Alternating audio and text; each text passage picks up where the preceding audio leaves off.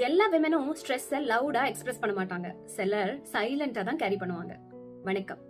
Smile பண்ணுவாங்க, work முடிப்பாங்க, ஃபேமிலியை பார்த்துப்பாங்க. ஆனா நைட் வந்தா உடனே மைண்ட் ஆஃப் ஆயிடும். ஓவர் திங்கிங் ஸ்டார்ட் ஆயிடும். நான் இந்த ஃபேமிலிக்கு போதுமா, என் லைஃப் ஏன் இப்படி போகுது, யாராவது என்ன புரிஞ்சுக்க மாட்டாங்களா அப்படின்னு நிறைய ஆயிரக்கணக்கான கேள்விகள் உங்க மைண்டுக்குள்ள போய்கிட்டே இருக்கும். சைக்காலஜில இத ஃபங்க்ஷனல் பர்ன் அவுட்னு சொல்லுவோம்.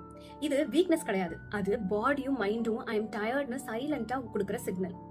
இந்த பர்ன் அவுட் ரொம்பவே டேஞ்சரஸ். ஏன்னா அவுட் சைட்ல அவங்க கம்ப்ளீட்லி நார்மலா இருப்பாங்க, ஆஃபீஸ் போவாங்க, கிட்ஸை பார்த்துப்பாங்க, ரிலேஷன்ஷிப் மெயின்டைன் பண்ணுவாங்க. ஆனா இன்டர்னலி இமோஷனல் எக்ஸாஷன் பயங்கரமா இருக்கும். அப்ப என்ன நடக்கும்? சின்ன சின்ன திங்ஸ் கூட இமோஷனல் ரியாக்ஷன் வரும். ஸ்லீப் டிஸ்டர்ப் ஆகும், மோட்டிவேஷன் குறையும், சில நேரம் ரொம்ப நம்மா ஃபீல் பண்ணுவாங்க. ஈவன் ஒரு பிடிச்ச திங்ஸ்க்கு கூட அவங்க சந்தோஷமா ஃபீல் பண்ணவே மாட்டாங்க. விமென் நிறைய இமோஷனல் லேபர் கேரி பண்ணிக்கிட்டே இருப்பாங்க. Constant responsibility, constant care giving, constant adjustment, constant self sacrifice, இந்த மாதிரி நிறைய. சம்டைம்ஸ் அவங்களுக்கு சொல்யூஷன் வேணாம், பாசிட்டிவா இருங்கிற அட்வைஸ் வேணாம், ஓவர் திங்க் பண்ணாதேங்கிற லெக்சரும் வேணாம்.